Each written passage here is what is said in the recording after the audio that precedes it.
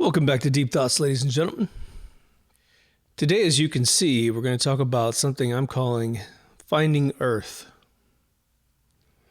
I hope you find this interesting.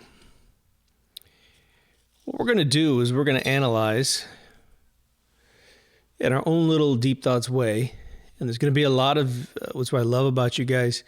Every one of you comes in from a different perspective, and it's very educated and well thought out. So, precursor, some of you are going to find some of the episode right on target with what you think, and others are going to find the totally different narrative that matches your thinking. And that's the intent. The reason why I'm doing this episode is the following. The discussion of aliens has been in our lexicon for God knows how many centuries, millennia. The Old Testament has passages that could be construed as very alien. Could just be a story. Some of you are following the story that came out of Wernher von Braun's assistant, who has a PhD. And she said that he warned her, look, they're already planning a faux alien invasion to unite the world under one government. So there's that narrative. We recently had, probably some toys that were hastily made in Mexico, shown to the Mexican Senate. They never told you until recently that one of the two guys was busted in 2017, hastily putting together what was proven to be a bizarre combination of paper mache and plastics and other things, and tried to pawn those off 5 years earlier. So those are probably fake. And then there's the series that you've seen on television, at least the shows you've seen on television, where they discuss what would it take to find Earth.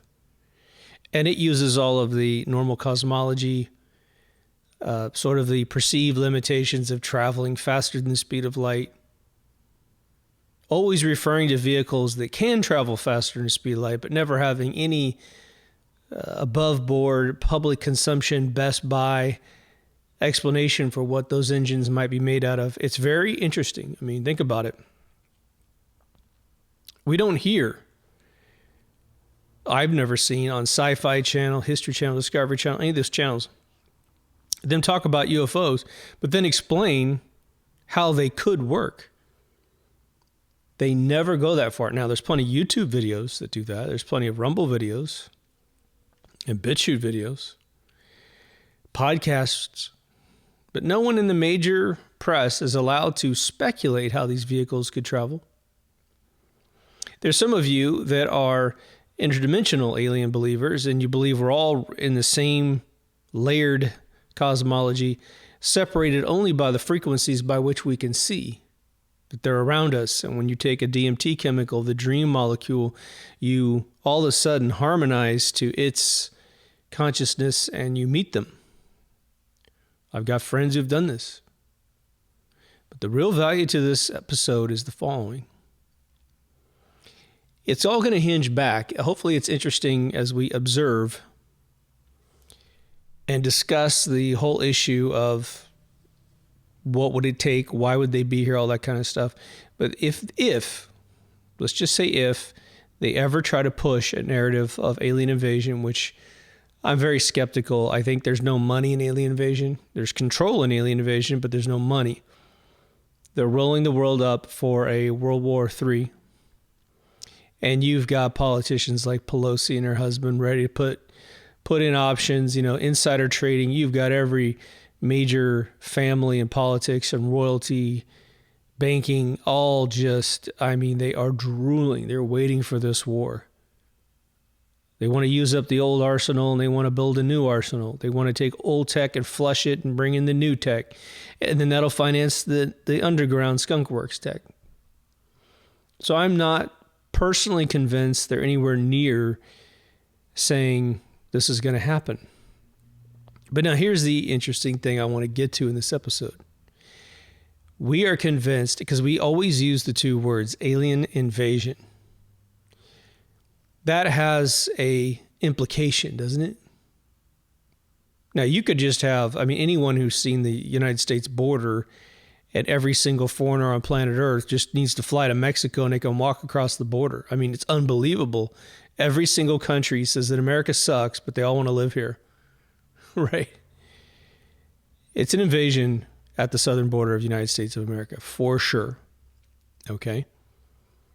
But to say alien invasion makes you commit to a narrative without even intending to do so, to your friends, to your family, to anyone you've ever mentioned this thing to, when the only thing that might be occurring in their fake situation is alien presence. If the intent of the alien is different and whatever psyop they might be doing, then you'll look stupid, right? Well, you said they're going to invade us, they just gave me a free VCR, The other really, I guess it's slightly fringy interpretation of the whole thing is that these aliens do exist and that they have many species most likely, and they have been making contact with the world leaders and, pedestrians too, man. I mean, you have to, if any of them have ever landed on a military base or ever disabled nuclear warheads by messing with the guidance systems, then the little kids, I believe it was Zimbabwe, who all saw this ship land behind the trees, and then 3 dozen kids went around the corner and looked at this alien in a black tight suit with almond eyes, and he didn't say anything to them, but as soon as they looked in his eyes, he was giving them all a warning. It was in the press back in the 90s. Fast forward 20 years, they re-interviewed these kids, and they're still suffering pretty decent PTSD. They're able to recall the story in incredible details. And when they try to describe what the alien was trying to tell them, they at least come to the same conclusion, even though they use extremely different words. The teacher that told the kids that they're crazy insisted that she be brought in to this 20-year later documentary only to say, I apologize to all of the kids. I had no right to tell them they didn't see something that they obviously saw. And they said, well, what are you saying? And she goes, they obviously saw an alien. This was obviously a true event. There's too many children. Children are instinctually all lying at the same time. You realize that when you bring back the age of a human being closer and closer to birth, the logarithmic scale of telling the truth is exponential. It's a really bizarre child that has obviously gone through a lot of stress that will lie at a really, really young age, at least to that degree, with that amount of detail. There's those of you who don't believe in space. You believe we're in a container. That for me is more fascinating to try to account for all these sightings than someone who believes in space. At least if you believe in space, this whole story kind of makes sense. Now, we obviously suspect a lot of manipulation in these stories. But here's the thing. I have talked to enough people and have my own personal experiences that I have shared on the show at exhaustive detail.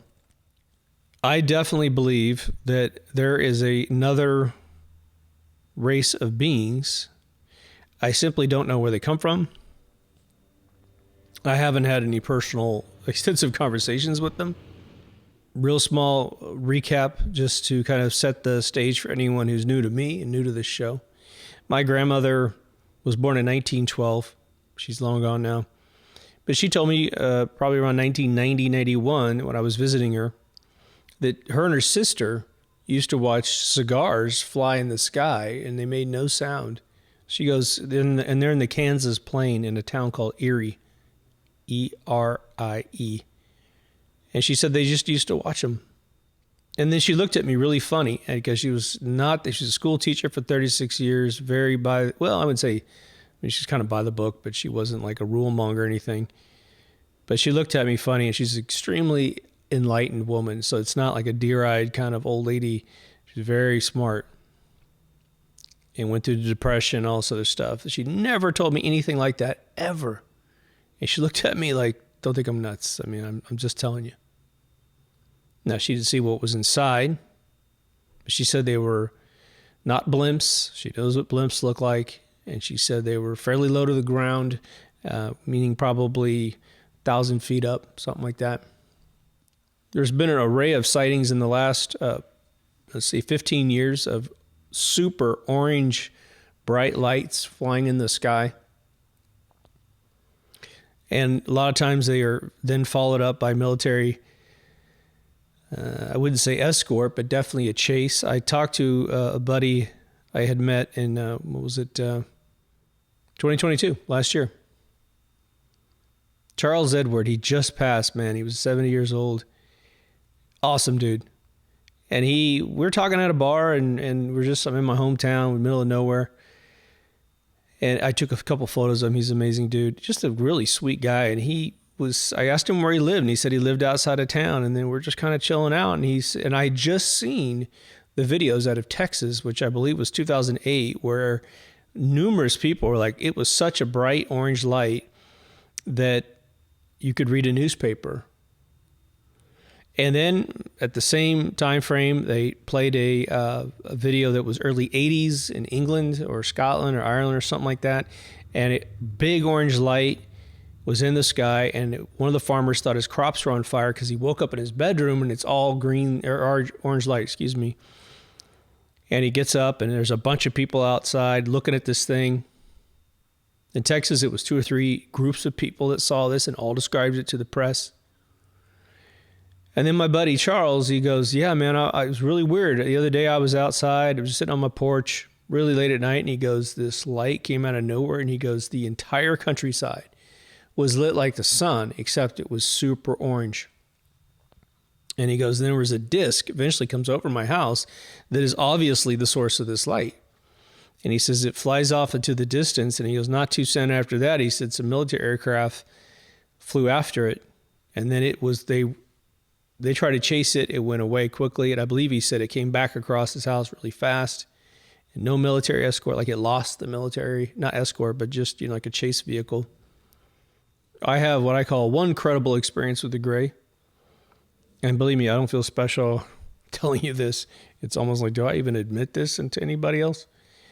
Little dude told me what was in a Christmas present when I was 21 years old, which I was sure was a different present. Next morning I wake up, I touch it, and I'm like, oh my God, it's what he said it was, which is origami paper, which I'd never seen in my entire lifetime.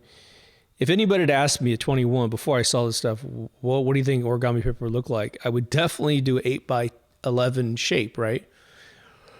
My girlfriend was so pissed off I knew what this was because she had to drive all the way to Los Angeles to get it, which was a 1-hour drive one way. When I asked her 10 years later, I said, man, you never really elaborated on the fact that I knew what this was and I had never seen it before. She told me, well, I thought, we're sleeping in a twin bed. I thought you read my mind.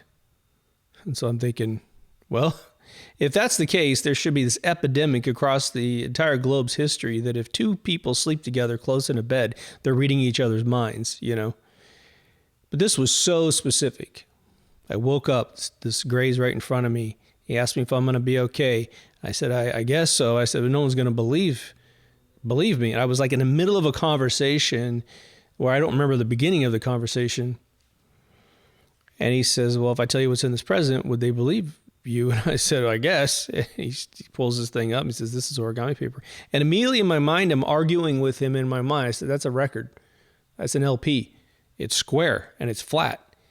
I hadn't touched it yet in real life, or at least outside this experience. And he puts it back down between my legs and my eyes close, okay? It's like a blink. I close my eyes, I open my eyes. Now I'm on my side in bed. And it's 1200 on the clock. It's noon exactly. Not 12:01, not 11:59, but noon. And I got up and I was in my underwear. And I walked out front. I sat down in front of this thing and I'm looking at it like it's a freaking album. I know it is. She just got me albums 4 months earlier for my birthday. These are albums. This is what I asked her to get me because she was just in New York City where she's from.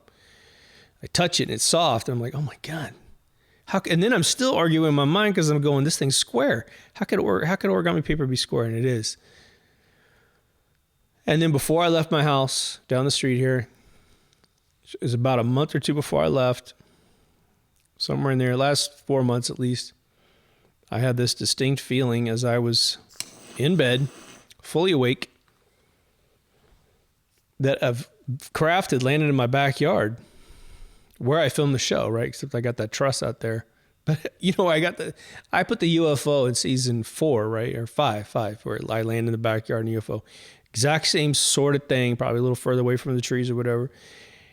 And then I hear my back door slide open, which is a big, heavy door with lots of grime in it because the sand always gets in the track. And it was old. It's an alarm all by itself. And then all of a sudden I hear footsteps coming down the hallway. And I'm totally awake going, oh shit, like what am I going to do? Like, this is obviously not normal. And so I close my eyes and I put my hand out, my right arm, and it's like, okay, if you're going to do whatever you're going to do, like, here's my gesture of peace, right? And very, very softly, I feel these little fingertips touch my fingertips. And I push back just a little bit, to kind of acknowledge I know you're there. And of course, I'm thinking at it, and I'm not looking at it, right? I'm thinking that's just going to be too much of a shock because this is so lucid. And the other weird thing was he had definitely a smaller finger, but his fingers had like a roundish shape on the end. Like it went up like a normal finger with a little round tab on the end. And then we curl each other's fingers up inside of our fingers, like, just like you're kind of holding hands like this, right? And then I felt, this is what's nuts, man, because I'd forgotten about this one, and I always forget this anatomy that was in the Roswell drawings that the nurse gave the coroner friend of hers. I felt these little suction cups, probably like a centimeter diameter suction cups on the end of his finger. And then I felt the second one get on the bed down by my legs. And then the one that was in front of me, it gets on the bed somehow, like he doesn't crawl across my body, he goes around behind, crawls, and then he's like messing with my shoulder. I mean, I hate to admit this, but it's like the truth is he was kissing my shoulder. And then I open my eyes and I turn and look at this dude, and it looked nothing like anything we've seen in any drawings. It was a very flat head, almost like those Pisces hats the Pope wears, the fish hats, right? But that's the shape of his head, but it had these crazy thick hairs along the trim of the seam of his head, and they were translucent, but they got browner as they got to the tip. Fairly thick hairs, man. I mean, like, we're talking, it almost wasn't hairs, but it was, I don't know. So I'm looking at this dude's face, and I'm feeling calm for some reason. And my shoulder was exposed anyway, right? I'm thinking to myself, I'm trying to think on my toes, right? I just recently got the Sid Me tattoo on my right wrist. And so I thought, man, would it be cool if I could get them to give me a tattoo, some marking on my body, give them the permission to do it, and I'd have like a souvenir of souvenirs, man. So I'm obviously, I don't have any clothes on, so I just pull up my wrist, and I'm pointing at it, and he's doing his thing, and he kept saying, I'm good. He said, you're good, you're good. And I don't know what that means to him. But I pull up my wrist, and then it was just like, it was one of these things where if you're, I don't know, in a dream, you may not conceive of all these moves, but it was very lucid, man. He reaches up and touches the tattoo. And like, because I showed it to him, and he's like, ooh, and he kind of reaches up to touch it, and he strokes my wrist with his fingers to touch it. And I said, this is my friend's name. And I hadn't gotten the HB tattoo yet, so I pulled up down my other wrist, and I said, maybe you could put your name there. And I could just sense he didn't understand what I was saying, which is weird because it's supposed to be telepathic as we hear, right? Do I feel silly saying that story? Yes, of course I do. But I know what I saw, and I know what I heard, and I know what I felt. I can still feel his hand in my hand, man. So where those dudes come from, I don't know, man. I don't know. Would be a dream like a fantasy to be abducted without the Whitley Strieber, I have a side gig and now I'm telling everyone I'm getting anally probed story. But just get taken up. I used to have this woman that massaged me back in the early 90s because I was going to a chiropractor. You go to the chiropractor first, and this woman would rub you out afterwards, right? All in a doctor's office, well lit. case you guys have any ideas. Older woman. I mean, she must have been in her late 40s, early 50s. And she would just flat out, she's a very soft-spoken woman, really tiny lady. And she said that she only used to sleep like 2 or 3 hours a day. That's all she needed. I knew one other woman in my hometown that had that same thing. But she just flat out told me, she goes, you're going to think I'm crazy, but she goes, I get abducted by aliens like regularly. And there was no other story. There wasn't like, hey, here, take this crystal, do this other stuff. It's very straight faced to me, man. And it was like, at the time, it was like I was getting my neck adjusted from a car accident. And so I had her like 5 times a week. I mean, we had conversations. This went on for a long time. And of course, you know, my brain, I'm asking her 1,000 questions. And I said, well, how's it work? She says, well, they come into the room. She goes, by the time I know they're there, because I'm awake, my husband's asleep, they paralyze him so he doesn't wake up. I guess on one occasion they paralyzed his body, but he was awake and he was freaking out inside. When he woke up, he's like, oh my God, don't ever let him do that to me again. You know, I was sitting there terrified. And she says they took her out, and then she basically goes to sleep, and she wakes up in a vehicle, in some destination. I don't know if it's a vehicle. But here's the interesting thing. So I'm trying to find something that's a little beyond her intellect. And I don't know anything really about her intellect. But she told me, I said, well, what did, you know, she says, they talked to me and they asked me questions. And I said, okay, well, tell me, what the hell do they say? She goes, well, the last few sessions, she goes, they've been trying to teach me that they actually use colors to count. So, you know, we see about 16.9 million colors as human beings.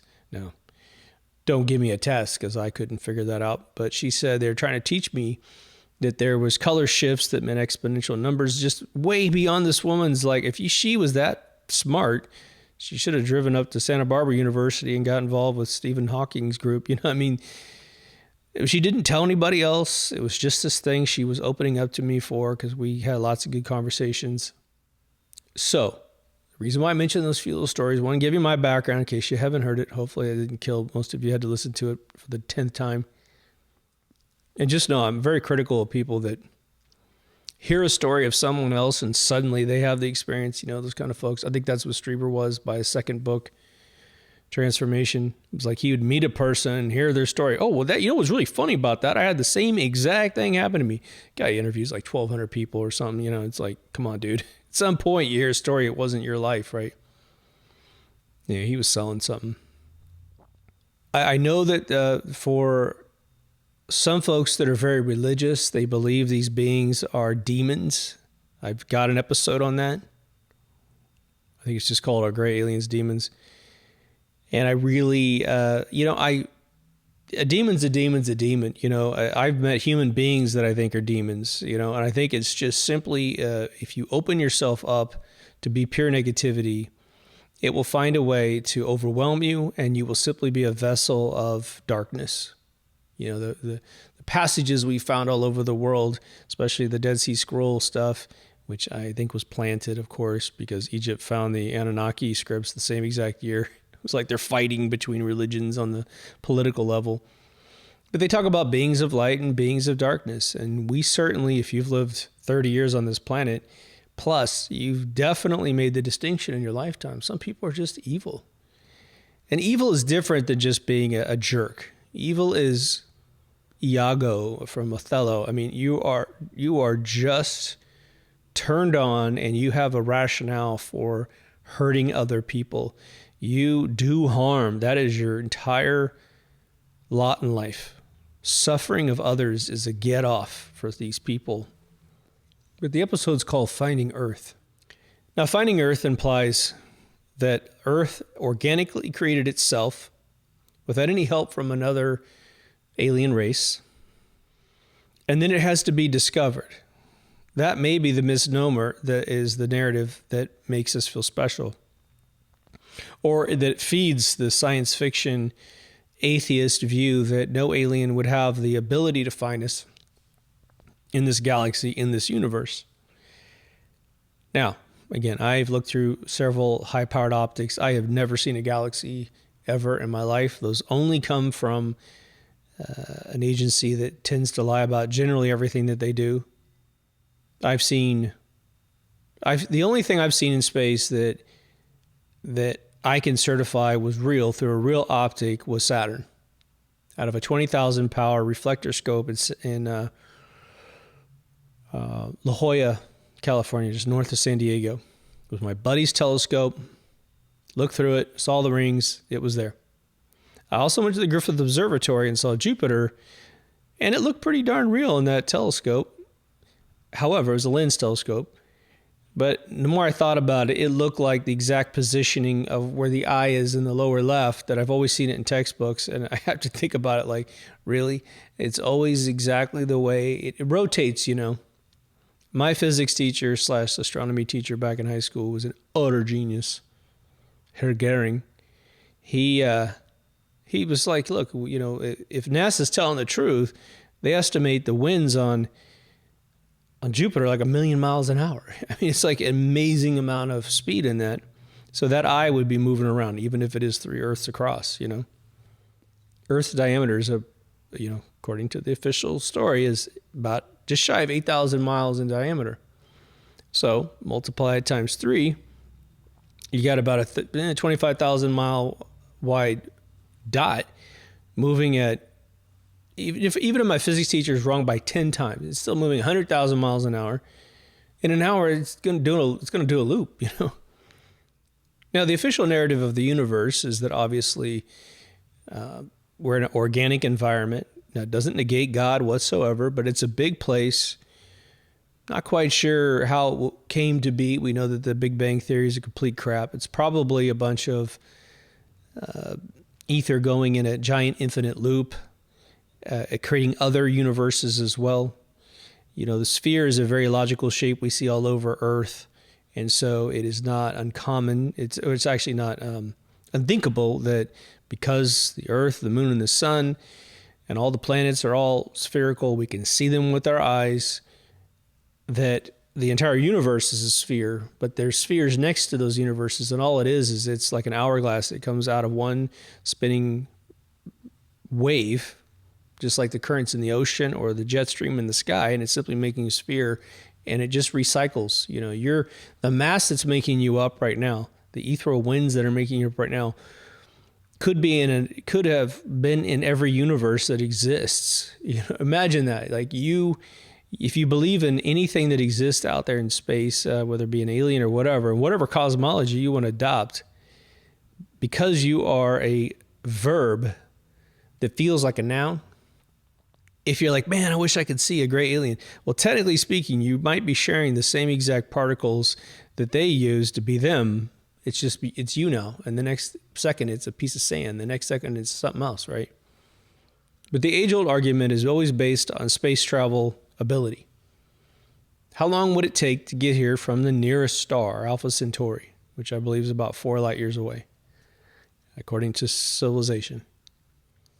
Well, they'd have to travel the speed of light, and then they'd take 4 years to get here. Pretty simple math. If they could travel faster or slower, well, it can't exceed their lifespan.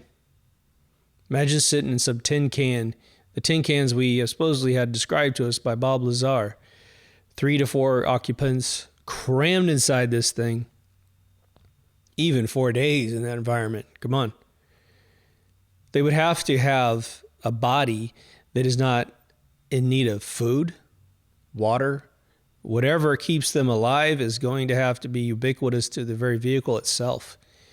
Maybe they just stream in ethereal winds from the outside. Who knows? But just think about what it would take to get here if they had to spend any time at all in this vehicle. What's interesting about the alien stories that we have incubated here on Earth is that we hear fantastical stories about what seems to be very sophisticated alien races coming to visit us, integrating with our military, integrating with our leaders. Apparently, aliens really like Americans. That's the funny thing, right?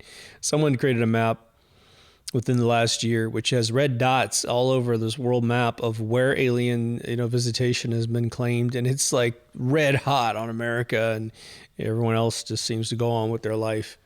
There's dots everywhere, but recently they said in the Peruvian jungles that they've had 9-foot aliens roughing up people in the jungles, and they reported it on the actual official news. We posted some of that on our Telegram channel, Deep Thoughts channel.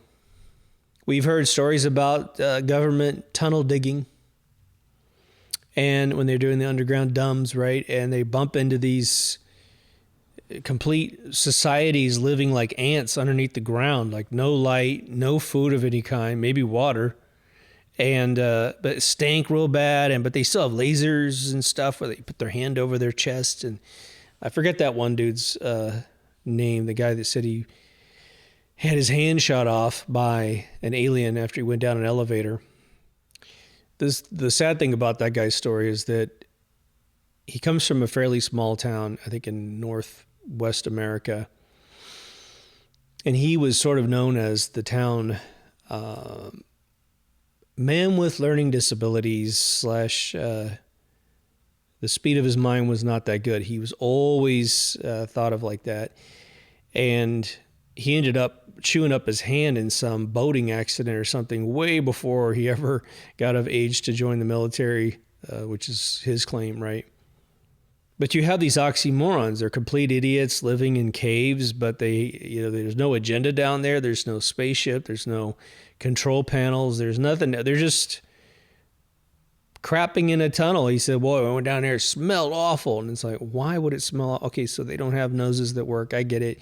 And they excrete stuff, which would almost completely negate the idea of the astronauts that are in the sports model that are supposed to be stored in S4 and analyzed by Bob Lazar.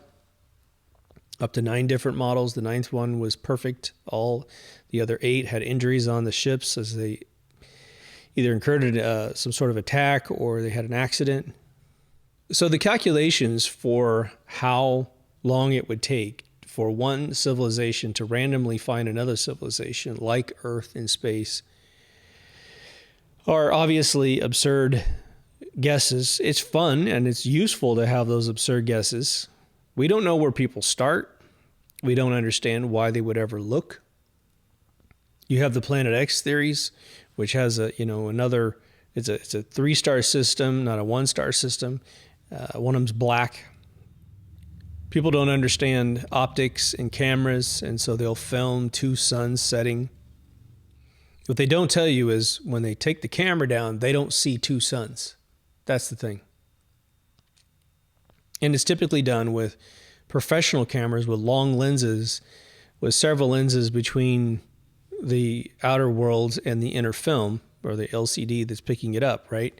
So as soon as you move to a cell phone, now you have a condensed lens system and you don't get such massive distortion. And there's a few optics where the sun will hit the atmosphere and it generates incredible rings around the sun. We know that magic in its initial incarnation and perception by man was simply seeing something you couldn't explain. Ever go to the Magic Castle in Los Angeles, you will see the finest magicians in the world who don't have giant Vegas shows. They'll do sleight of hand in front of your face that will defy reality. I mean, guys with sleeves pulled way up by their shoulders, bare forearms. One of my friends is one of these guys. And there is a loose piece of felt on the table, but the guys will put their elbows on the edge of that felt with bare arms and pull coins out of nowhere. One of my friends, he pulls a coin out that's probably about 3 inches in diameter and about 1/8 of an inch thick. And he gives it to you. And you're like, you can't palm this thing, right?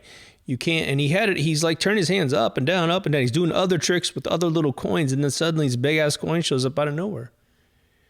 And you have a room full of people who are astute magician apprentice looking for the trick, right? And I know that YouTube has a lot of videos on how a lot of this stuff's done.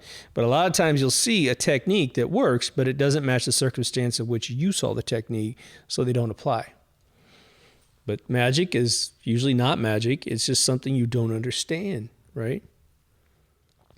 But finding Earth needs a motive, right? What's gone on in most high-end military weapons creation systems today? In the 21st century, and this has existed in the 20th century, you have unmanned vehicles now doing the probing around the world, participating in missile strikes and all kinds of stuff. They're getting the pilots out of those vehicles. That way there's no moral problem. They can hire literally a person from, they do this, America hires foreigners from other military to strike targets, so there's no moral impact. You don't even believe in the same God. And that's just a dreamy thing for people that want to go to hell, right? But if we're starting to take humans out of the vehicles because there's potential danger, imagine being an alien race and saying, well, we haven't found Earth yet, or, Earth, Gaia kind of planets yet. We're looking for them. Why not just send out probes that just go out and take a look? And that might account for a lot of the smaller saucer vehicles that we have seen over the years, especially ones before we had, Final Cut and Blender 3D and Maya in everyone's freaking living room, right? But again, they don't talk about how these vehicles could move. So let's spend a little bit of time about how that might happen, because, I've done episodes on how to make a UFO. Fortunately, it's part of season 1 where the mic was a little bit weird. But I show you a book that a friend of mine gave me. It's an old book that talks about what they used to teach college students about, hey, we can make anti-gravity vehicles, we just don't have the power supply to do it at this stage. And again, according to friends, first-degree friends of mine who talk to the military people, they're saying, oh yeah, we got this worked out by the mid-90s. We were done. No spinning torus of Mercury. We've got different techniques, and it's infinite. It's done. And then in this last 15 years, we've seen the gimbal and the Tic Tac. Obviously, U.S. military vehicles, if those vehicles existed and they're simply benign UFOs from some other world, however you want to define that, it would fly over New York City, Los Angeles, Paris, London, whatever. It would be all over the place. Why would they relegate themselves to off the coast of San Diego, which just happens to be a naval base, okay? The Navy, for those of you who are not familiar with American military, was the top of the top before the Wright brothers discovered flight. The Air Force was underneath the Navy for a long time. Well, I've been told by soldiers that are very, very high up that that's still the case, that a lot of the skunk work stuff that's taking place at Area 51, it's still technically under the Navy. So you fly a vehicle, a Tic Tac and a gimbal, new experimental vehicles over the water. If it fails its power system and falls into the water, one, the vehicle itself is most likely buoyant because it's got air trapped inside of it. They just scoop it up and you would never see it on TV. But because the Tic Tac and the gimbal were successful in their first big missions where they allowed Top Gun pilots to chase these things, they're willing to put it in the press, knowing that usually Russia, China, any first world country in Europe now knows that America has developed this technology. With the current politicians we have in power, it's obviously for sale to the highest bidder. To the degree it cannot be used against us, right? But that doesn't explain a tremendous amount of sightings, like my grandmother watching what she said to be what looked like flying cigars in the sky. People have seen cylinders flying, really like capped cylinders. They don't have a tapered end.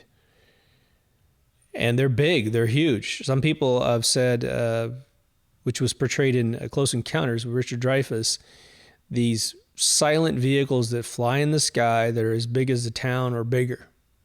Just drifting in the sky, really slow at night. Douglas Adams, who wrote Hitchhiker's Guide to the Galaxy, in his later books, the last 2 of the 4 series, after the radio show and the BBC was concluded, the first 2 books, he wrote about a planet where 2 of our main characters land on this planet, and it's this planet where everyone sings. And they land there, and they say, well, like, where'd you come from? And our 2 characters say, well, we came from, up there. And these like 3 guys or something like that, they were like, what do you mean? Up, what's up there mean? And what Douglas Adams brilliantly conceived of was a planet of people that hadn't discovered up. They hadn't acknowledged the sky at all. They never look up. And so that became a big plot mechanism that because they taught those people up, they eventually got obsessed with up and they upset the balance of the universe because they left. And that was a no-no. We know because of so many monolithic structures that seem to worship the stars in the solstice periods that man's obsession with the sky and the stars was gigantic. And there's one prominent theory, which is more agricultural, more almanac-based. They wanted to know when the seasons were coming and going so they could prepare properly, hence the zodiac. By the way, I recently heard that the zodiac didn't exist. They know when the zodiac came into fruition, and they know that when the Sphinx was built and when the pyramids were built in Giza, that those obviously predate the zodiac by a tremendous number of years, probably, depending on your theory, potentially 100,000 years before the zodiac was ever around. So matching those to Orion's belt might have gone the opposite direction. Whoever built those may have named the zodiac at a future time, and therefore the zodiac is based on Egyptian knowledge, or the pre-Egyptian, pre-dynastic people that actually built those things. But let's say you send a vehicle, like an ant looking for food. They leave one trail of chemical while they're searching for food, and if they find food, they send another chemical out as they follow the first chemical back to the brood. And then the brood goes, oh my God, someone struck gold. Get out there. We got a big spider we got to carry to the queen, right? Well, a probe finds Earth.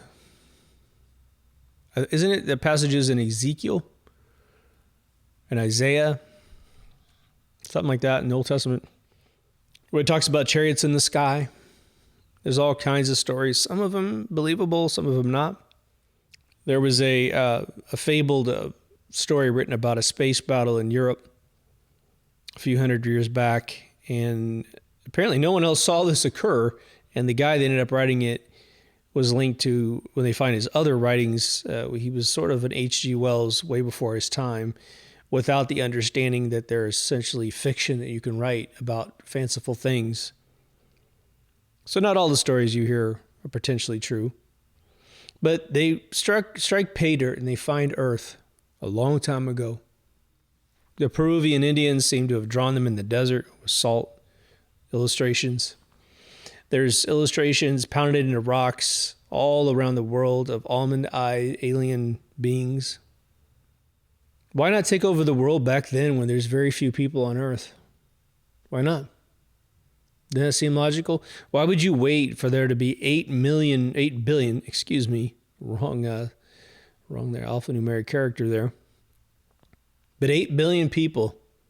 And now our weaponry is truly a threat.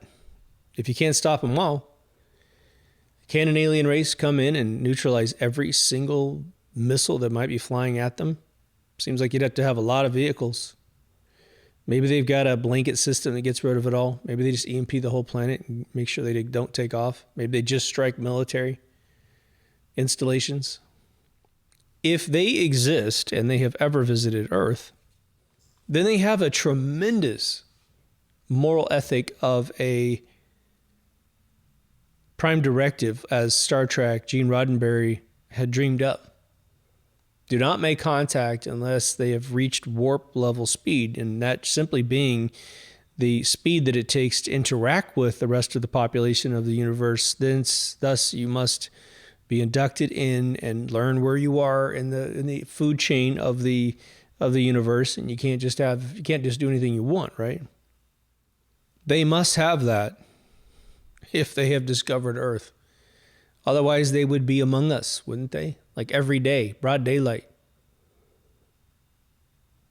But we hear about two distinct alien species, right? We have the Greys, which up until my experience, about 2010, 2015, were never accused of being demons. They were always these sort of light-hearted, sort of passive creatures. Now with Whitley Strieber, he had a third species. He had, the females were beige and about 7 feet tall, which is sort of where we get mantis, the mantis of the world, right? The little boy mantis is teeny tiny and the queen is gigantic. So the grays are about 3 to 4 feet. And then he introduced this other super buff 2.5 to 3 feet race that did all the heavy lifting, literally. Like if they abducted you out of your bedroom, the book Communion talks about how they fill up the room with these little buff dudes and they pick you up and they basically carry you like a crowd surfing situation out to a chair that's sort of like a lounge chair made of sort of webbed, like pulled out material. They lay you down softly in that, and then the chair goes up inside the vehicle. All right. The hiker that was pulled up by the beam of electricity, I met a guy who interviewed him in the last 3 months. And he said, look, man, he goes, this dude said that the movie they made about him and the book they wrote about him almost completely ignored everything he said that he experienced. He said that he was operated on by a Nordic human inside the vehicle who basically said, we want to make sure you're not hurt. It looks like you were injured a little bit in the transportation. We did not mean to encounter you. We pulled you up because we made this first contact with you. He said there was a little robot off to the side that was working on him based on the commands from the Nordic guy. This is right out of the mouth of the dude who was pulled up into the vehicle. And he says, like, I don't even know what to say. He goes, the movie doesn't have any of this stuff. No, I've never seen the movie personally. So what would be the base criteria for any probe to try and find a Gaia-class planet? Now, our sort of old traditional knowledge of how planets are birthed, it's been put away, and now it's making a comeback. And there's a name for this, and I forgot the name of it, but it makes sense that the sun basically is burping out enough mass at times that it creates planets. And that by inflating them with ethereal winds through the North and South Pole, to you it's invisible. But it penetrates the crust because it is way smaller than any of the atoms that are the verbs that hold this place together. And it basically inflates us. And inside the Earth is a torus with sort of an hourglass traveling path in the center of the torus, which is why Mercury is teeny tiny. Venus is almost the size of Earth now. Earth is Earth. I don't know where Mars doesn't look like it made it to the right size, but after Mars, you get the asteroid belt, which is where all planets blow up. It's where they get so inflated the crust ruptures, which is why you have so much mass in the asteroid belt. We have to take their word for it, I guess. But after that, it's all gas giants, right? That's why I think they have no problem deprecating Pluto out of ever being a planet, because in their brain, Pluto would have exploded had it ever hit planetary classification. Now, I don't know if Mars will ever inflate to the point it explodes. It might go a little further out, but it's going to get clobbered by the asteroid belt. Maybe it just gets pulverized to death. But isn't it interesting? We've got Jupiter, Saturn, Uranus, and Neptune, all gas giants, just past that threshold. So here comes a probe, and they would obviously understand this. And so they're going to find, I don't know, is it class 1 M1 stars, mass 1 stars like ours? Is there a certain scale? I'm sure there is. It's a little bit smaller is okay, a little bit bigger is okay, but past that, you're going to get really bad mathematics to create a Gaia-class planet. And of course, this is based on the fact that those creatures value a Gaia-type planet over a Mars planet. Maybe they like the more iron desert-y kind of planet. Maybe they like the sulfuric acid Venus better. Maybe that's better for them. Obviously, we mix way stronger drinks on this planet than those other two. So this probe has got to get close enough to every single star to evaluate its true size, because from far away, a star is going to look like a dot of light if they truly exist. Don't get mad at me if you don't think space exists. Go see my episode, Does Space Exist? And you'll have your mind blown for a completely different reason than has ever been presented on the internet. I can say that safely because not a single soul has ever repeated what I told you on that episode. Not that I've ever seen. So they find these candidates, and they must obviously swoop in at that point. They're going to create the ship's literally going to go into another program and create a trajectory to get close to this Gaia planet. Then take a look at it. Does it have an ocean on it? Well, ours got a big ass ocean on it, right? Ocean water is created from spring water. It's only salty because life started to exist in that spring water. And as it dies and defecates, it makes it salty. End of story, right? It's kind of weird when you get in the ocean and you taste salt water. You're like, ooh. If you really know where that salt comes from, it is pure salt at that point. But it's like if you walk past a rotting fish and you're like, whoa, that's a horrible smell. And then you go get in the ocean, like, well, this is good for it. You know, it is, because it will get rid of infections and stuff, but it's the same old thing, okay? But then they're going to have to look at it, the life. It would be almost a mathematical certainty if whatever created life on Earth happened, would happen on a different planet. Maybe. There's a lot of us that look at the mankind, they look at the fact that we obviously somehow won the absolute jackpot, if you're an evolutionist, that we have this level of consciousness and self-awareness. I think, therefore I am sort of minds, right? This is before you get into the logic of God. But the idea is that, the other theory, I should say, is that these beings are always bringing life to these planets and seeding it with insects and fish and birds and everything, right? There's theories from Planet X that talk about how the primates were here. Apes, gorillas, hominids. And that they simply spliced their own DNA in, like the movie Prometheus, and created a hybrid that was already balanced with the atmosphere and the food supply. But slowly over time, Homo sapiens sapiens shows up. Remember, the missing link is 150 million years, according to their official sciences, right? Because they can so carbon date all that perfectly. But we still have the beings that supposedly evolved into us still on this planet. Apes, gorillas, all the monkeys in the world. Hominids have seen, Yetis have all gone away, unless you believe in Bigfoot. Planet X goes on to sort of the 20th century intellect's apex, which is aliens are only here to steal minerals, to steal gold, because their planet, Nibiru, right? It needs gold in its atmosphere, otherwise it's going to expire. All coming from a guy who channeled this entire story out of thin air, because he sat in his living room, got really bored, needed to be important, and then poof. I got a new theory, man. Remember how all this stuff was going to happen in 2014?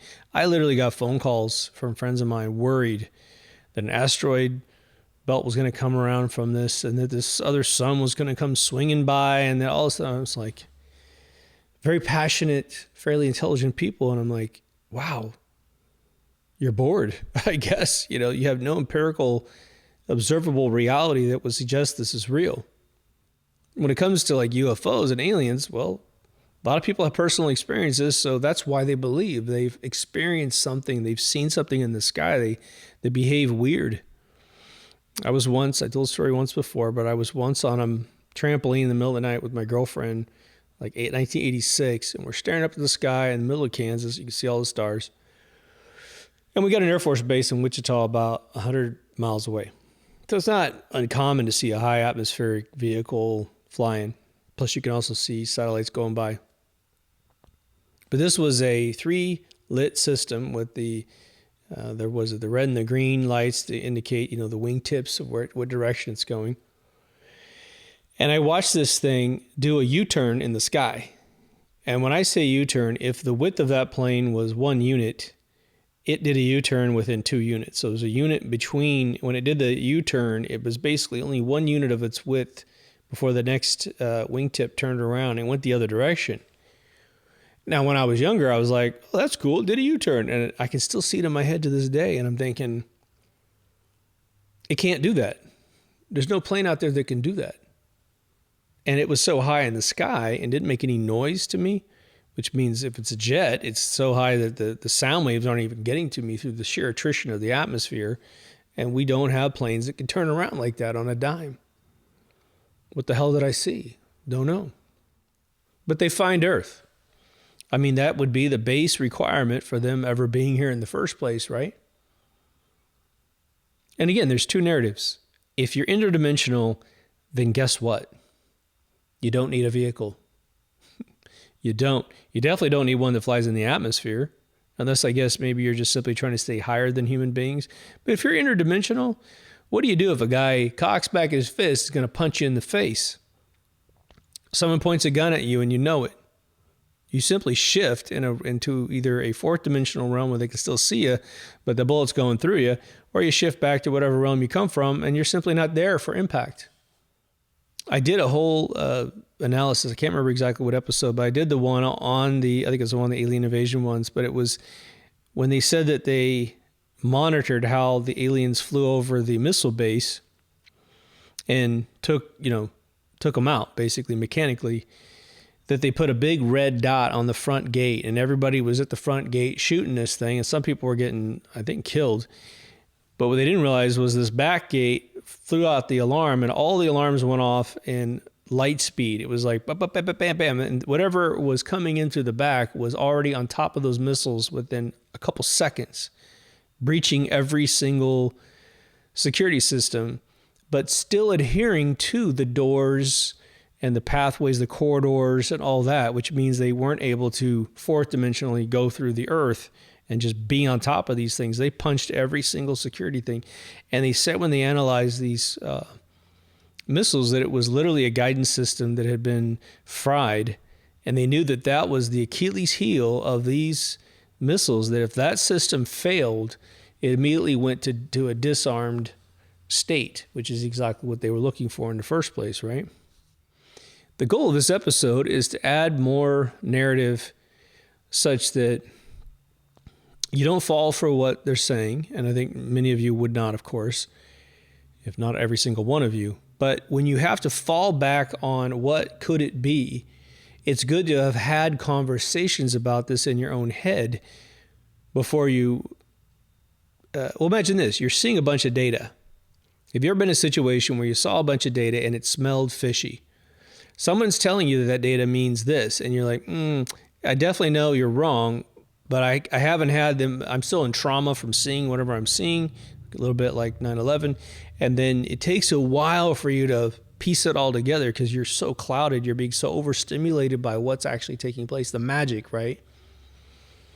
If you've had a conversation about this in your own head, the beauty of the whole thing is that you're like, oh, I've already distinguished 8 different plans that they could suggest is this alien presence. And so now, as the data comes in, you're equipped.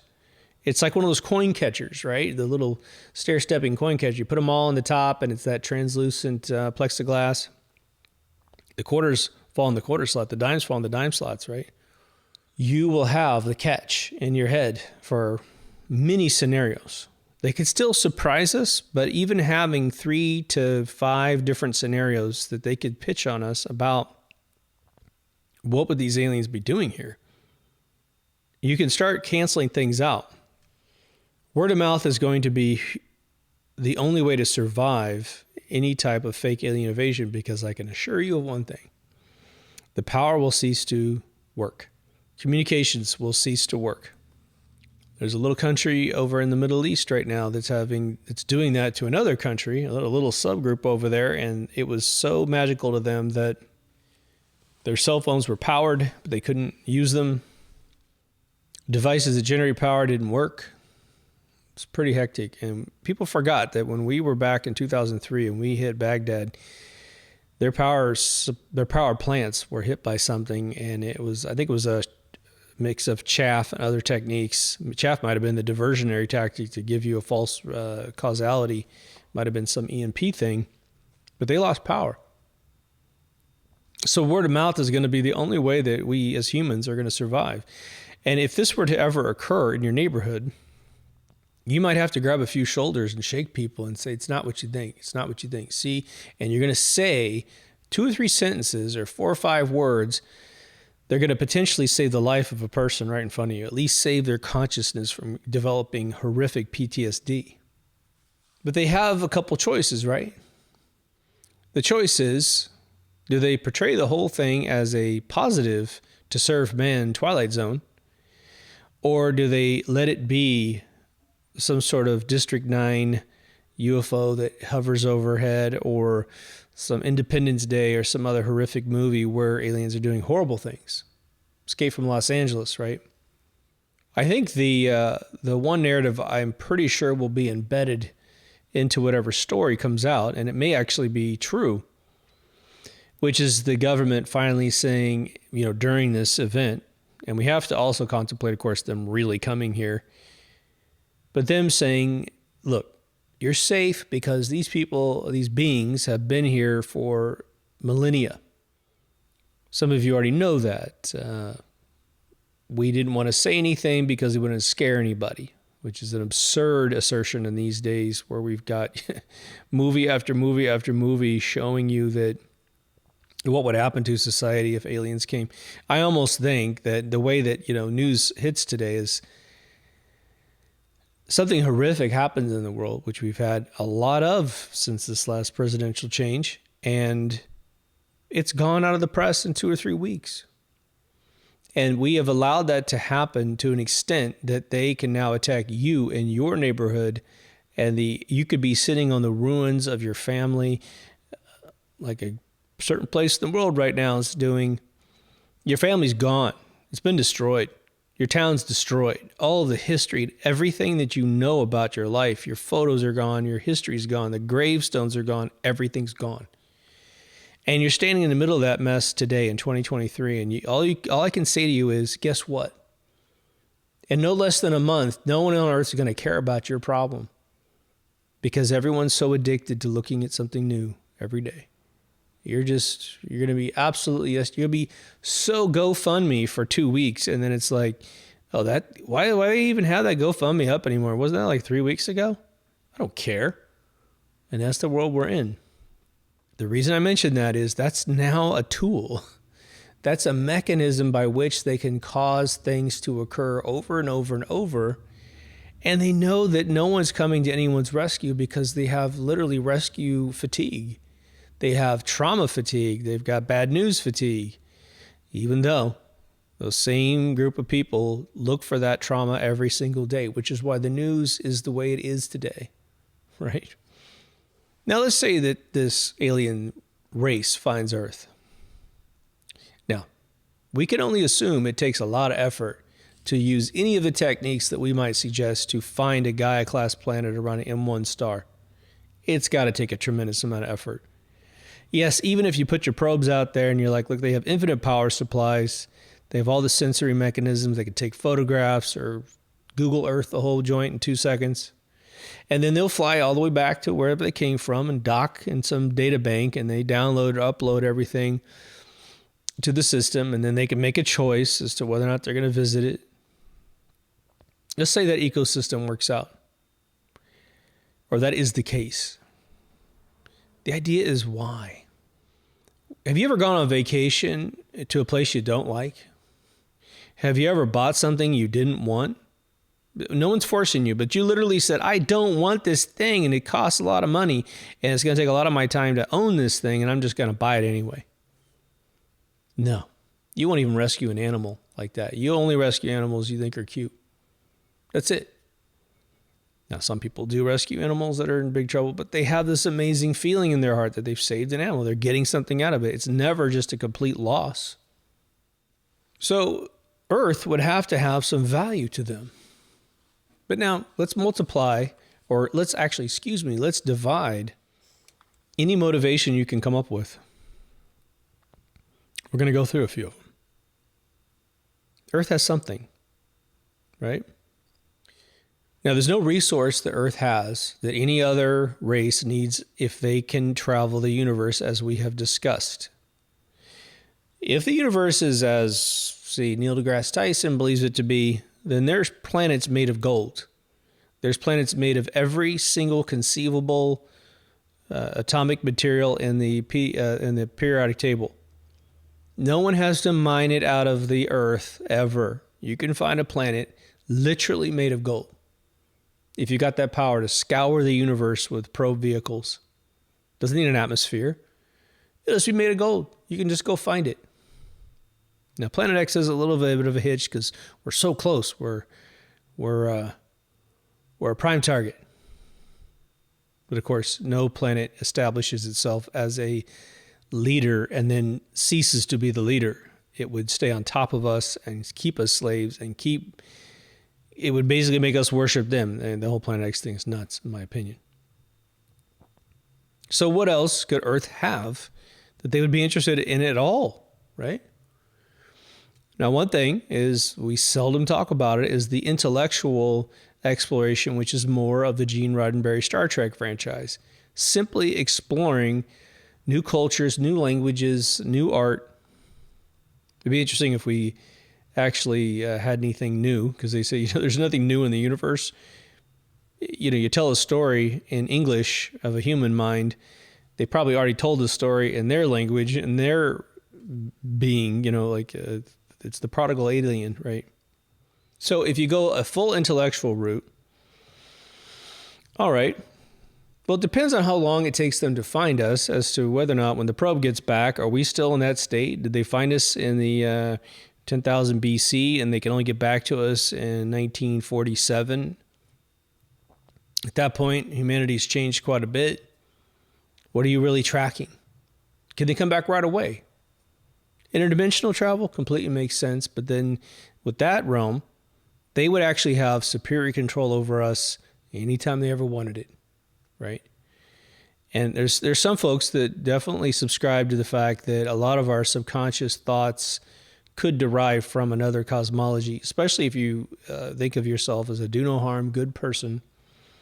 And for some reason, every once in a while, you get the black apple. You get some outside influence to believe in suspicious behavior, and you're always looking at the negative second next, not the positive second next, that come from potentially a life force that feeds on the negative spikes in the human chemical structure in the brain.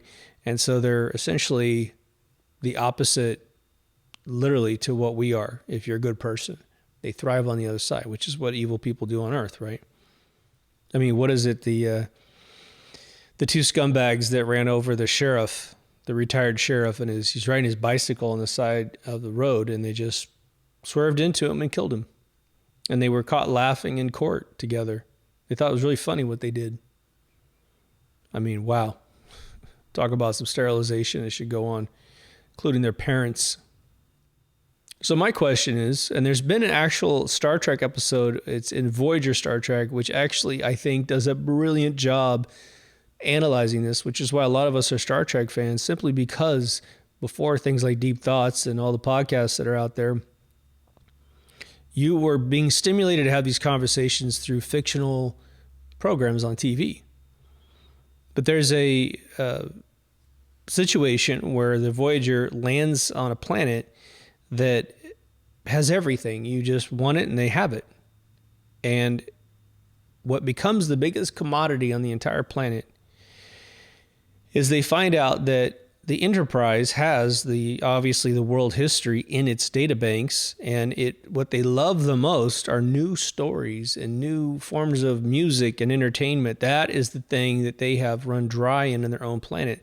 We're going to be that way here on Earth pretty soon, with all the streaming services just bleeding every single possible storyline out of existence, right? You're going to be tired of everything at the same time, just like when you eat different food all the time. You can't pick what food you want to eat because you're tired of everything, which is one reason why people like me are creatures of habit. I'll eat the same food for a week so that someone says, do you want to get sushi? And I've been eating turkey sandwiches and maybe some pasta. Oh yeah, man, I haven't had sushi in a couple of weeks. That sounds great, But people go and get sushi for lunch every day. How could you possibly want to go out at night and eat it? You've already had it for lunch, You had it a day ago.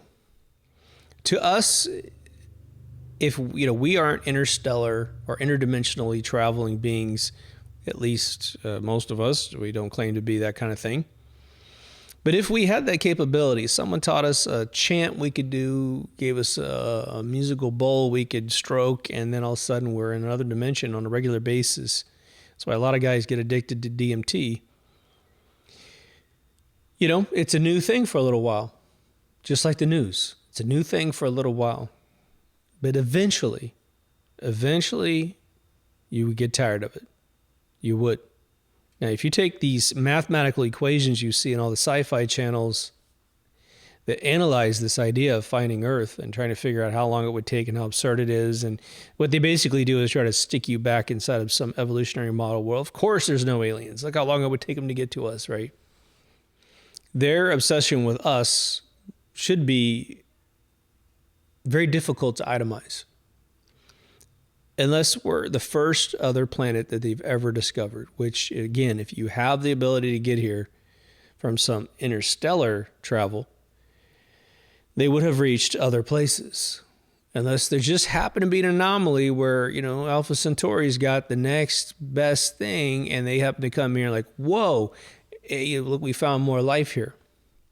It seems impossible to believe, doesn't it? That we'd be the first candidates. Well, if we're the millionth candidate, what could we possibly have that they would want? Even abducting us, having sex with us, whatever, right? I actually believe that when I read, Majestic by Whitley Strieber, which is all about the Roswell crash. It's actually a fascinating piece of fiction. They talk about, and this is happening again in Peru, girls are being raped, kids are being stolen. And that sounds familiar with some other scandals going on in the world where we know human beings are most definitely doing these things, right? There's an island out there. It's well known for that. Well, imagine that's exactly how you explain it. You're doing these things to humans and you've got some weird brainwashing techniques, some MK Ultra thing, and you just go through the steps. Step 1, give them the drug. Step 2, hit them in the chest with M16. Step 3, start telling them a story. Hey, get the guys in here with the alien suits on. Get the probing devices in here. We got to give them like 5 minutes of anal probing belief. So let's put that in there, hoo-ha, and then, just don't say anything because you're not supposed to know English, okay? And you get this experience and you believe it. And so when the press shows up and the cops show up, you're like, it's an alien. Aliens did it. So now you seem crazy. But it was them the whole time. Getting the rocks off. Some satanic thing, right? Now, I have seen, obviously, hundreds of hours of interviews with various soldiers and intel people that say that they have dealt with alien species. I would say, I'm just going to give you a ratio. This isn't necessarily exact truth. I don't know how many I've ever seen, but let's say I watched 100. I'm going to tell you that probably less than 5 I really believe. But what's fascinating, maybe 5, 6 tops, the ones that I think are extremely credible have to do with 100% the complete fourth dimensional output of this individual talking. So how they look, how they behave, what vocabulary range they have, their intelligence. I like the folks that are either not as intelligent, telling a very fascinating story that seems to exceed their sort of imagination, which might be me being unkind to them, not trying to be, but maybe they're smarter than you think. They just simply can't talk as well as they think, perhaps, right? So those few that I've seen open up a lot of can of worms for me. They go, wow, that dude really seems like he's telling the truth, and he had all these details that other folks don't have. Now, again, when I did the Roswell dive, I found at least probably 6 or 7 interviews that changed my entire belief about that. All consistent with each other, all consistent over years. They kept saying the coroner was changing his story over 40 years. Well, I watched probably 25, 30 years of his interviews, and I never saw one eye dotted out of place or anything. He was consistent the entire time. It didn't tend to add anything new. It was just if the person interviewing him dug a little deeper, he had a little bit more detail about it, but it was instantaneous detail and not one of these things like, oh, you just asked me something I don't, red hair, nothing like that. But the other one I've mentioned in one episode before about the alien invasion theory in general, which I always like to remind you guys, is sort of a fun one, but it has some meat on it, which is, what if they exist? The aliens exist. At least one species of these aliens exists. And then the world leaders fake that they have landed, fake that they have interacted with the world leaders. I guarantee you this whole thing will be like the Twilight Zone, to serve man, where they only talk to the upper echelon of government. And there's a little bit more to that episode, but what if they basically realized that they were being misrepresented? Would they sit there and just take it? Wow, look at them. They're pretending to be us. Oh my God, look what they're doing to their own people. We can't allow this. We're the guys that disable nuclear warheads. We're the guys that chop rockets apart when they're launching on video. There's been videos of jets leaving those trails in the sky, and this little tiny dots, 2 or 3 dots, are attacking the stuff coming out, and it just vanishes. But way after the fact, not like a contrail vanish, but surgically doing stuff. Now, someone could have put a CG thing together and pushed it on the web. You really can't tell. But the little kids in Zimbabwe, which were a mixed race, that was all like mainly European kids, to be honest, just in case you might want to deprecate for more of a, they believe in voodoo and all that kind of stuff in Sierra Leone. You be very careful in those parts of the world. The Indigo Traveler's bumped into that several times in his travels, where he'll go up to a booth where someone is selling all the ingredients for voodoo stuff, and he's not allowed to buy it because he's not native, and if he wants a ritual, he's got to wait for the shaman to come around or the witch to come around and do the right thing. So they take that stuff very seriously. But these kids in the 20-year interview look like all European kids. Now, I'm going to take a dive into flat Earth for a second, because it is what the Bible tells us we are in. So for everybody who wants to get pissed off at flat Earth people, it's like, well, there's a book that if you're a Christian in the world and people come up to you and say, is this book literal or is it metaphorical? I think most people go metaphorical at this point in history. But if you're a literal person about the Bible, then you have to believe in flat Earth. You just do. The 4 corners of the earth, the firmament that holds up the water that is over us, and we're in this bubble, in this little snow globe of Earth. At that point, any other being that's been witnessed, experienced, suggested, any vehicles in the sky, completely, in my opinion, of everything else that I've read in the Bible, and I've read through it several times, especially the New Testament, I don't see any passage that basically says, and the aliens. God bless the aliens. And, when those silver discs come out of the sky, we're going to have to do this thing and get the oranges ready because they love oranges, None of that stuff. So how to resolve a firmament dome theory and aliens? I don't care if you're interdimensional, whatever. Even Bigfoot doesn't make any sense for the firmament dome. We are the number 1 species on this planet. We are God's creation. We are literally his experiment that came out of the Garden of Eden. The other one that's interesting is that, of course, we have modern technology, and let's not forget Orson Welles reading H.G. Wells' book, thing where he spooked everybody in New York City because he read the novel as if it was a real occurrence going on, freaked everybody out. Everyone's running around the streets, running inside their house, getting in shelters. And the military did see that happen. And Orson Welles, you got to study that guy's history. He was an eccentric dude for eccentric dudes. Like, you could be a very eccentric person in this world and meet Orson Welles and listen to his stories about where he grew up, the individuals he was privileged for hanging out with. I mean, the generals of the world, the leaders of the world. That dude was not a normal dude. And so when I see things like him doing this 39 stunt, 39 or 38, one of those 2 years, it could be an experiment, an early psyop to see what would happen. Or maybe it was an organic thing that occurs, and then the military's going, whoa, do you see what just happened there? Order from chaos, right? Problem, reaction, solution, right? That was a pretty cool problem that was just created out of thin air. And so what's happening by 47? Well, the Roswell thing happens.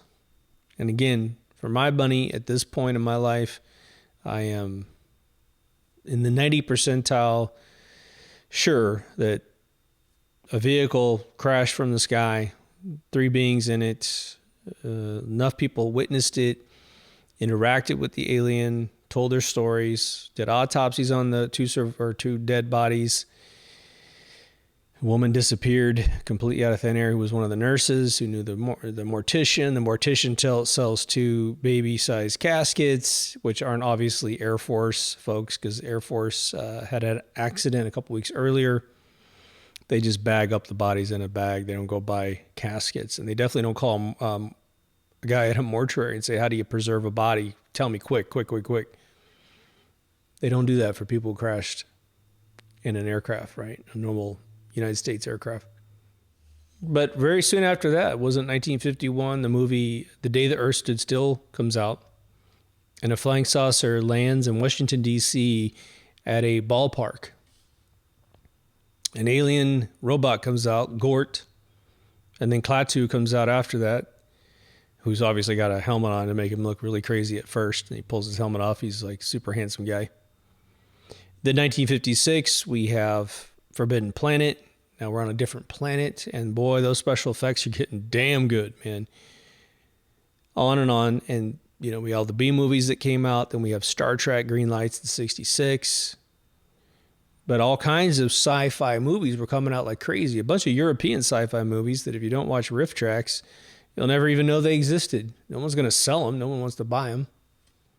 But as obviously the population gets enamored with alien, artistic aliens made by Hollywood, makeup artists and costume designers, we start having people say they see those exact things in real life.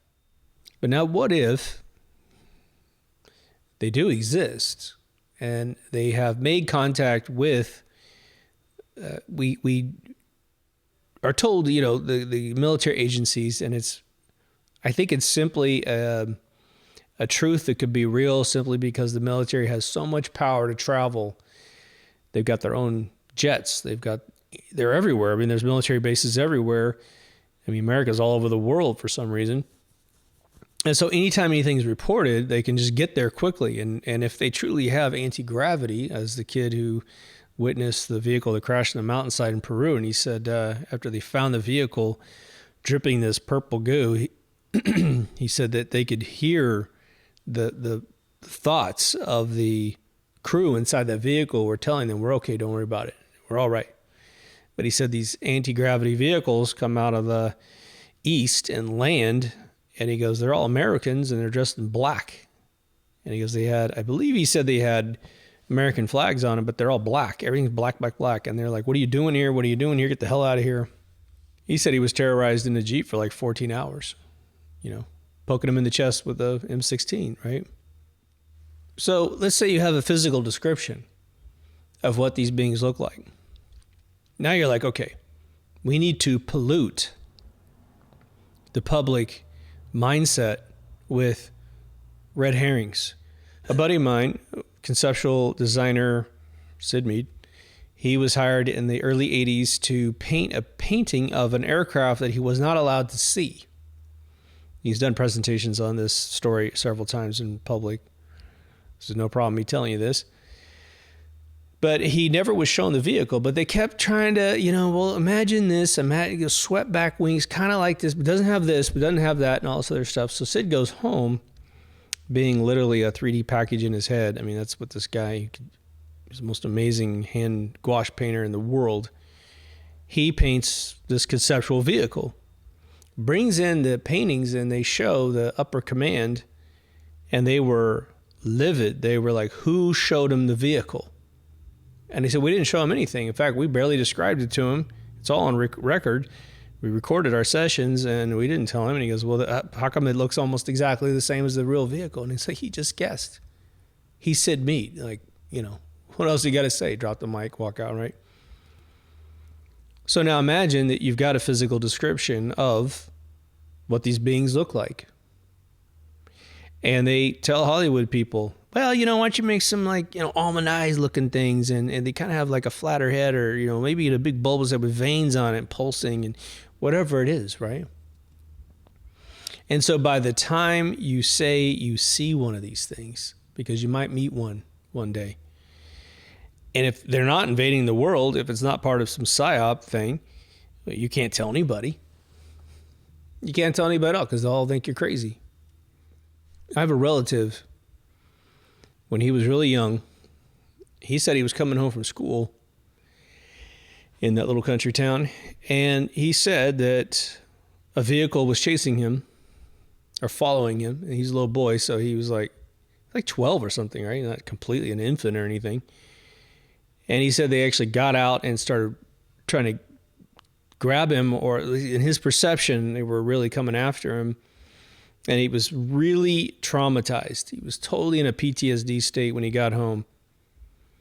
And he was professing this for weeks and weeks and weeks. And the story goes that they were like, oh, that's when so-and-so got, he created this story and he hung on to it. And it took, grandma, grandpa, or whatever, a ton of time to keep him, from believing it and that sort of thing. Now, maybe I wasn't there. I never talked to this person about it, but maybe he really saw that. It's a little tiny town. You could do it, especially if you know where everyone else is in the town. You could literally calculate instantaneously the eyeballs that are on you or the eyeballs that aren't on you.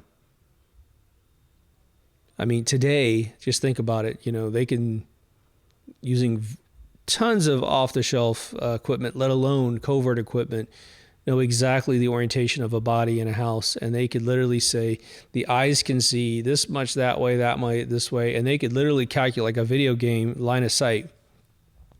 No one's looking right there. No one's looking right there. No, you land right there. No one's looking right there. No one's looking right. And then you could pull all kinds of crap because no one can see it. And so a little kid could get terrorized. Maybe it wasn't even intentional if it was real.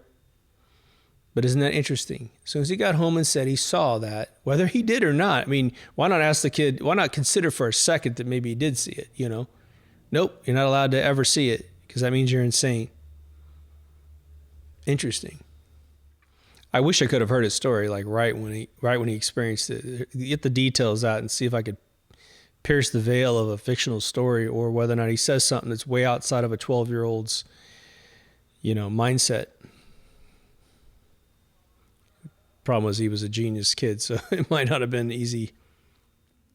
So either aliens are going to be destroying the world, which would obviously be an inside thing. You blow up the whole world and you say they did it. And all the communication's over. Power systems are down because power plants have been destroyed.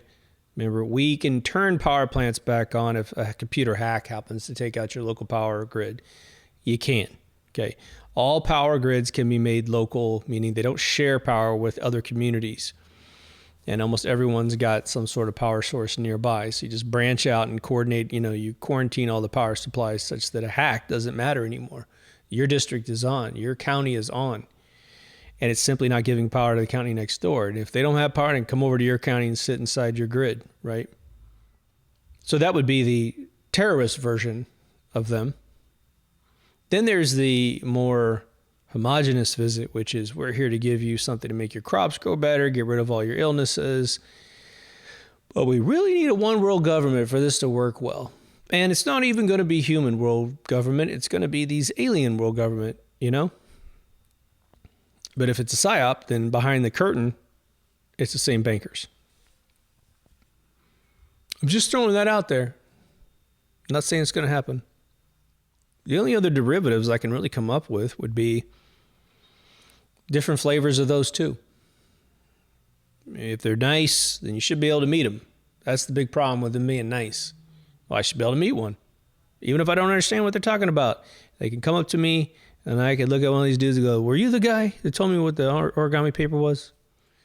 If they're dark, then the other thing is that enslavement might be, the age-old Planet X story. Enslavement would be the game, and that means you're definitely going to meet him because they're going to put you in shackles and chains, and you're going to be digging gold out of the South Pole, And then there's the theory that we talk about every once in a while, which is they're already here, they're already integrated, and they simply look like us. The Nordics, the men in black that have the big bodies, the small heads, the black eyes, They seem to be bald, but they wear hats that hold wigs on. These are all, look at my episode of Men in Black. It's all based off of all of the stories I could find on the internet about these events, and I try to triangulate different perspectives from different people from the same event, because in some cases they were viewed by multiple people, including a camera in Canada catching two guys walking into a hotel looking for a dude who happened to see a vehicle flying, a triangle flying in the sky the night before. And they were witnessed by everybody at the front lobby desk. And they were like, these dudes were weird, man. Small heads, big bodies, blackest eyes you've ever seen in your life. And they said the hair looked like it was attached to the hat. Super pale skin. You'll see them walk into the lobby. It's just nuts. Then you have sort of your David Icke fringe, which I don't know how much he talks about this anymore. He still does his thing, but his big thing now, his big format now is see how right I was. Okay, so once the Queen, she was gone now, when Charles, licks his eyeball in the middle of a press conference, then I'll start believing that there's shape-shifting reptilians out there. The weird thing about the shape-shifting for me is, one, the asinine, low bandwidth compression happens in video being turned into, look, there's shapeshift. It's like, no, you don't know anything about video compression going over the internet, okay? The fact that this even happens means someone has to work extremely hard. When you see green on a face that then pops back to normal, green is, in some codecs, meaning the technology that compresses and decompresses frame after frame, it uses green when it can't figure out what the next bit's supposed to be on that area of the screen. So these guys are taking their web browsers and they're putting it into development mode, and they watch a video of Nicki Minaj and they turn down the video compression, because you can simulate that. You can say, hey, pretend I'm on a 56K modem, and then try to download a 1 gigabyte video of Nicki Minaj talking.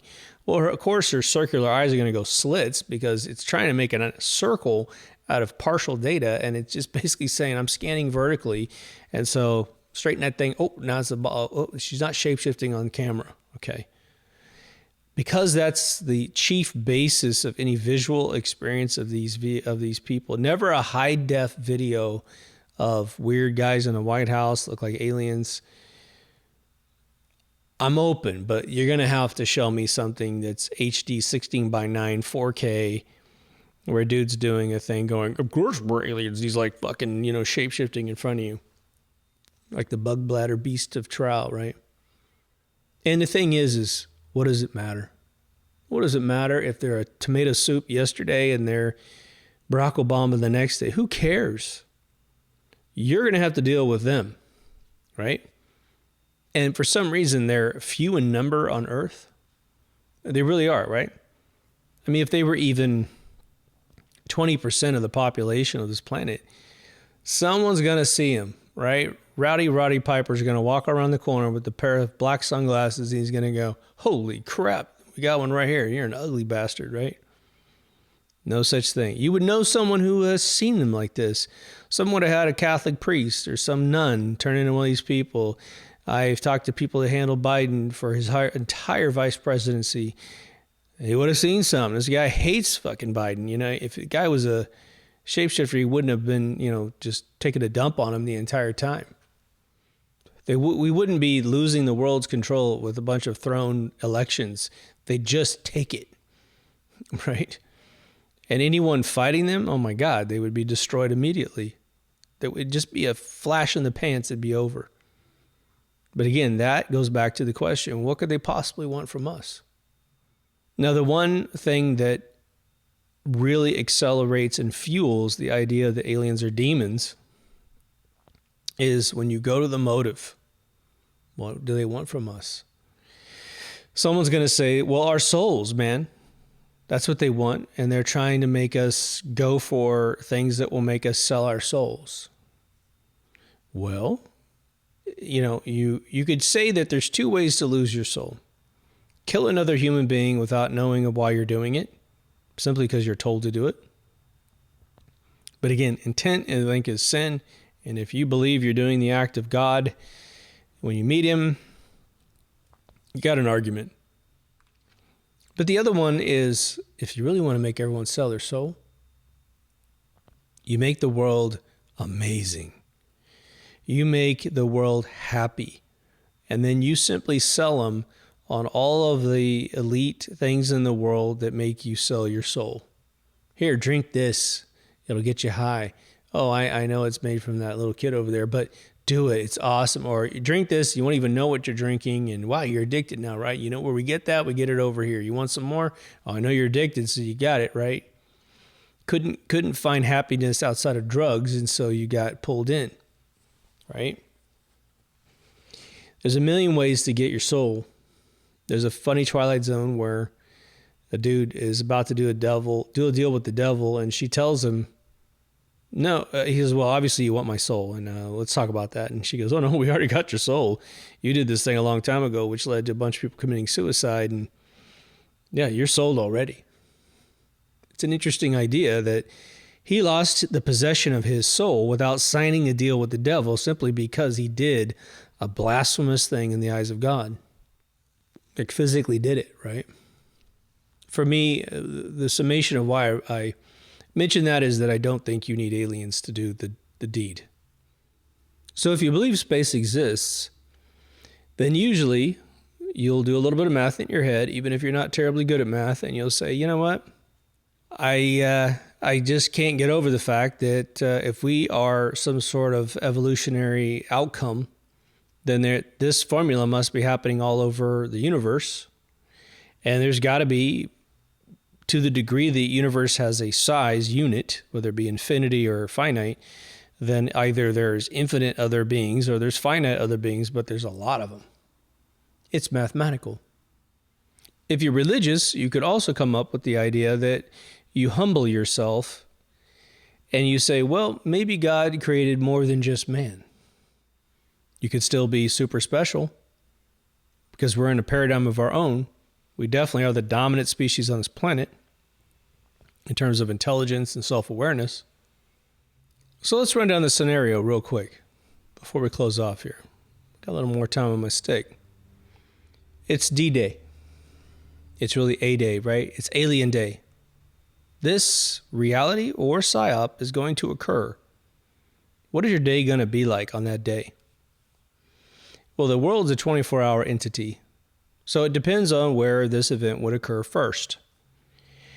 What, if you were doing a PSYOP, would be your metrics for where and when to do this? Would you do it in a place that's going to be skeptical, or would you do it in a place that's going to bite off on this baby right away? So you get 1 billion people believing right away. Well, you might say India, South America, Africa.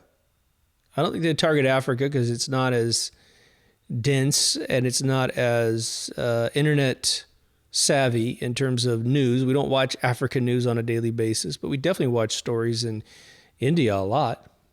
I mean, I say India because if there's a deformed child in that realm due to DU poisoning from the Gulf War, the way that they have psychologically figured out how to deal with an unfortunate situation is they raise that child up to God level in the neighborhood, and everyone comes to pray and ask for blessings. But now that's happening so often that they can't really keep that story going. There's all kinds of weird remedies for things that are really wild. So bringing that in, remember Close Encounters of the Third Kind had something very similar to that, where community over there got visited for real in the movie, right? But then you would have to have compliance with that government, meaning the leaders of that world are going to have to get stinking rich in order to allow that to happen to their people. And of course, they're going to be sold that, man, if your country is the first one that joins the New World Order, you guys are going to get all the advanced technology first. So you in or not, right? They're going to bite off in 2 seconds. But America is pretty good too. America is hardly anything other than a big, giant, gullible bubble for the most insane fictional stuff. Europe, which includes, in my opinion, Canada, Australia, New Zealand, all swearing to some sort of monarchy over there. You got monarchs on their money, right? people are still in power on the money, as opposed to like we put our dead presidents on ours, right? They're dead and gone. They have any reign over. You can't. Oh, President Abraham Lincoln. I love this guy. Hail him, right? It doesn't happen over here. But they're sold on socialism. They're sold on giving it all up. Their countries are all going to vanish. I mean, I just read this morning that Germany's accelerating deportation. Wonder how that's going to go. But America's pretty good, right? So you would target major cities, but probably in the Midwest more than a big city like New York or Los Angeles or San Francisco. But I think they obviously know by viewing the internet, there's a ton of us out there. A ton of us that know that they're potentially planning this. The distrust is high in America for this being a psyop. They know that for every 100 people that see this, there's going to be 10 people in the crowd going, guys, don't believe this crap. Bing, bing, bing, bing, bing. Name all the reasons why. And you probably capture another 40% that believe you and the other 60% won't. But how are you going to find out? Well, there's a chance in hell you're going to be the one that sees it first. You're out front walking your dog in the morning. Ooh, the thing goes over. A bunch of them go over. And you're like, oh my God, what was that? And of course, they'll be chasing them with Air Force jets to make it real dramatic for you. And then you're going to find out whether or not it's going to be the peaceful aliens or the attack aliens. And remember, they don't actually have to show it a laser beam coming out of one and hitting the ground and then an explosion happens. They'll just simply blow something up that you didn't see, and anyone who saw it's probably dead or blind, and they'll just say that's what happened if they want to go the dark route. You're going to go on your phone if it still works, which if they're smart, they'll let that continue for at least a little while, especially if they're doing the dark version. They need you to have 48 hours worth of scare and terror in your system to traumatize you, which then, again, gives you MK Ultra, the Manchurian Candidate problem where you don't have your upper lobes to really discern information. You're taking it all in, putting all long-term memory, and then as you wake out of your trauma, it feels like it's the truth. It's a beautiful technique they use to screw with everybody. Now, if they're smart, they'll probably cut off communications and blame it on them. Or cut off communications even if they're nice. I mean, remember, if they want to make them nice, then they've got to talk 24/7, 365. They got to talk every single day for years about the developments. The press is going to sit there and wait to be told what to say. They're all going to be saying the same words, just like they always say, right? They always say the same words, and then one asshole gets up there and says, oh, we're not a coordinated global entity, the press. But then they all say the same thing, word for word. And it's funny how everyone tries to be a little actress or actor, and they try to be passionate about the same exact words. So we experienced in 2020 leaders lying through their teeth that you can't go to work, that you're going to die of something. Absolute lie all the way around. But now what if this happens and you're supposed to be at work at 12 o'clock in the afternoon and this shit's going down in your neighborhood 10 a.m.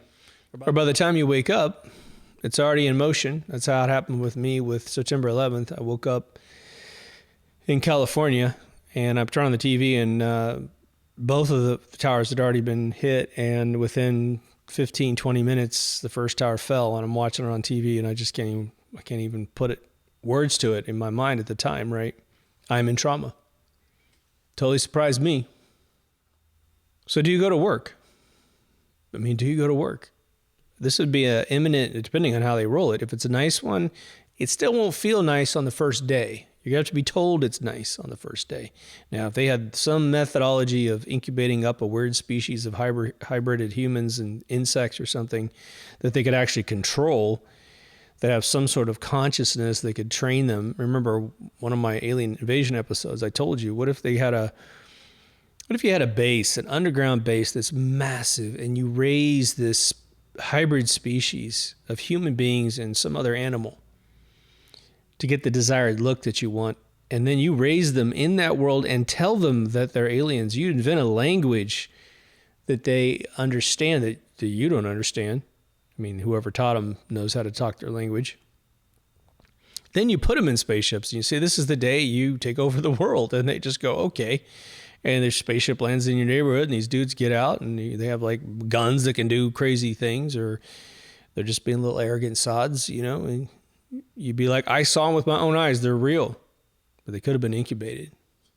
The destruction to humanity in 2020 and 2021 via all the lies about where you could go, someone telling you can't go anywhere, and you go, okay, I guess I won't go. And the cops have believed all that crap. There's been no retribution against those who destroy businesses and lives. Not yet, anyway. I'm not going to hold my breath. But this will happen naturally in that environment, or at least it could. It depends on what your government tells you. But if every time you walk out the door, there's something flying overhead that you don't recognize, and jets flying all over the place, and it's all okay, breaking your windows with supersonic, you know, sound barrier pops because it's go time, baby. It's to make a show. What did they call that little strike in 2003? Oh yeah, shock and awe. Shock and awe. And that had so much implication because there was a press shock and awe for us to see it on TV. And then the worst part was where the citizens on the ground being utterly destroyed. Just happened recently, right? It used to be that the folks that did these things as a psyop, they had limitations, things that could not be done, like Operation Northridge. They were going to take over some airlines and crash them and blame them on Fidel Castro. Now, the original plan was that no real humans were actually going to perish, and they were going to make it look like that. And even just the press assertion that that actually occurred was too much, and it got struck down. But it was proposed. They no longer have those limitations anymore. There is nothing horrific on paper that they will not execute at this stage in our world. And we have allowed that to become the case because we ingest all this crazy shit on TV and in movies. It's literally the reason why. There's no other reason why. And now it has bled into the actual physical behavior of human beings. You know, over this last 8 years, especially during this last U.S. president, you know, there's shootings and stabbings and all kinds of crazy stuff on a regular basis because the folks that create those events are now being completely supported by the administration itself. So when you think about the spectrum of what could be, well, you got to get serious with it. Anything can happen at this point. And we've allowed that to be the case. You know, I smoke cigars with dudes of all ages and different backgrounds, and definitely some brilliant dudes. And there's a lot of TV shows that I never would ever watch in one location I go, which is a great location. But every once in a while, I'll experiment with the guys, and I will throw down a couple phrases that basically say, why do you want to watch that? That is all crime, that's murder, that's death. Why do you want to watch that? And it's funny to watch each individual face react. Because a lot of times, you know, a guy will be in the room watching and goes, yeah, why are we watching this? This sucks. Let's change the channels. Let's watch some old show on TV or whatever. But there's a lot of them. And I'm going to say easily 50% of them, if not a little bit more, look at me kind of like, oh, there's the goody two-shoes guy again, right? They never say it. And I don't know if they're really thinking that, but that's what it looks like. And the only reason why I'm doing that is because I want to know how far along in this slippery slope are we? You know, the rock is starting to tumble down the hill, and you're going to have to watch it go all the way to the bottom because there's nothing that can stop it. And so it's, like I said, society is basically turned into a bad pilot flying the big jet you're on, and you don't know how to fly it by yourself. And so if the guy sucks flying the plane, you're going to die in the plane crash, right? You're going to have at least a horrific experience, if not both. And that's why pushing back on a lot of this crap has got to be the name of the game, you know? Now, the alien invasion story is obviously one that is delicate to talk about with people because I'm going to tell you right now, and I don't think this is a mystery to any of you, if there was some world percentage of people who have heard about the possible psyop of an alien invasion and actually think that they have thought this through, like we've talked about on this episode and all the comments on the various social media channels, it's a tiny percentage. I'm just being honest, I think it would be shocking if there was more than 10% of the population that's even remotely had this conversation with anyone else. And so when you think about those ratios, I don't know, give me your opinion in the comments. Like, how many people do you think have thought this thing through percentage-wise of world population? And consider all countries, all people, of it being fake, that it happening. Well, the remainder of whatever you didn't account for is the group of people that are going to fall for this so hard that you will be on that plane with a bunch of crazy people. And you're going to have to think about what you're going to do, man. I don't think this is going to happen. I really don't. I think it's way too much of a logistical nightmare. I think it has to do way too much with getting every country in the world to go along with it, which I don't think you can do.